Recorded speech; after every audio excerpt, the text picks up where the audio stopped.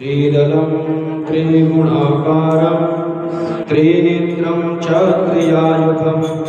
त्रिजन्मपाकशङ्गारम् एकबिल्वं शिवार्पणं त्रैसाकरबिल्वपत्रस्य यच्छिद्रै कोमलै शुभै शिवपूजां करिष्यामि एकबिल्वं शिवार्पणम् अखण्डबिल्वपत्रेण पूजितेन लिंगेश्वरे सुधयन्ति सर्वपापेभ्यो एकबिल्वं शिवार्पणम् शालिग्रामशिलामेकं विप्राणां चातुर्वर्मयेत् सोमयज्ञमहापुण्यम् एकबिल्वं शिवार्पणम् दन्तिकोटिसहस्राणि वाजपेयशतानि च कोटिकन्यामहादानम् एकबिल्वं शिवार्पणम्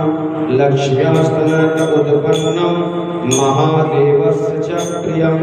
बिल्ववृक्षं प्रयच्छामि एकबिल्वं शिवार्पणम् दर्शनं बिल्ववृक्षस्य